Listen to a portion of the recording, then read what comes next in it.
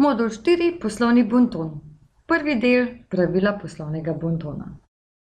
Malo za šalo, malo za res, kako se obnašati v poslovnem svetu. Pravila poslovnega bontona. Kaj je bonton? Bonton je družbeno sprejemljivo vedenje, ki ga določajo etične in moralne norme časa in prostora. Seveda to pomeni, da ne ravnamo v nasprotju s svojimi temeljnimi načeli in pravili lepega vedenja.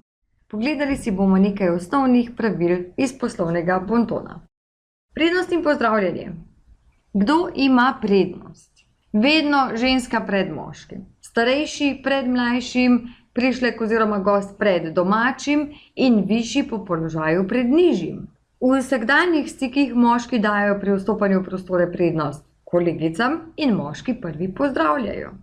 Ko je v podjetju zelo pomemben uraden obisk, šteje izključno položaj v podjetju in ne spol ali starost. Kar se tiče dvigala, pri stopanju v dvigalo ima dama prednost, ko pa bomo v dvigalo stopali s poslovnimi partnerji, bomo upoštevali pravila igre, ki seveda veljajo za odnos med nadrejenim in podrejenim, torej izključno položaj v podjetju. Roko vedno ponudi tisti, ki je v trenutku, v katerem se nahajate, višji glede na družbeno razvrstitev. Ženska ponudi roko moškemu, starejši ponudi roko mlajšemu in po položaju višji ponudi roko nižjemu. Seveda ta pravila so lahko nekoliko bolj ohlapna v primeru, ko se znajdemo sredi večje skupine ljudi in zelo težko najdemo pravilno razporeditev. Če pa se bomo vedno držali tega, da ženska ponudi roko moškemu in starejši mlajšemu, ne bomo zgrešili. Kar se rokovanja tiče, zelo nevljudno je, če moški prvi poda roko ženski. Opozorilo, bodimo pozorni na to, kako se rokujemo.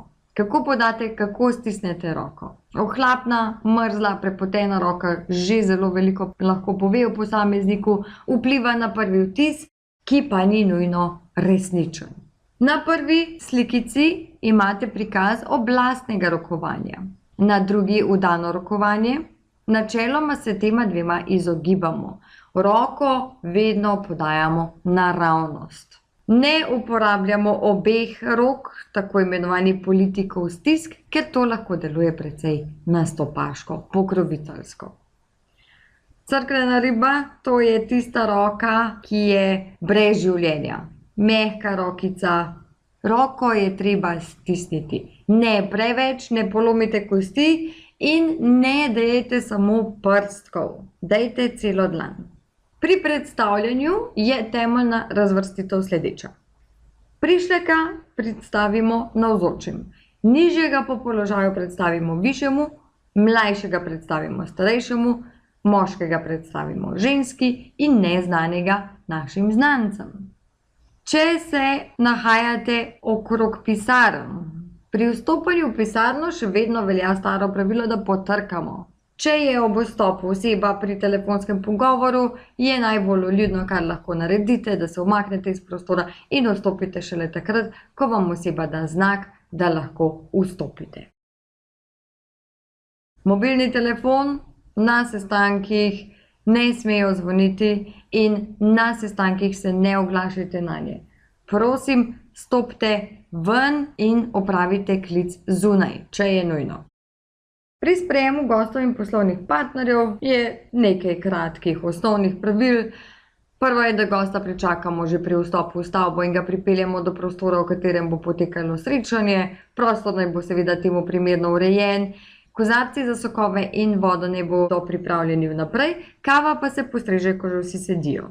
Na začetku pogovora. Če ste vi gost, ne bodite preveč zahtevni, sploh, če vidite, da to delo opravlja tajnica in ne natakar ali druga strokovna oseba. Če gre za tujega gosta in je srečanje pomembno, je na mizi poleg naše zastavice oziroma zastavice podjetja tudi tuja zastavica. Gostu vedno namenimo prostor z lepšim pogledom, skozi okno, na slike ali kaj podobnega, nikoli pa ne sme gledati v vrata.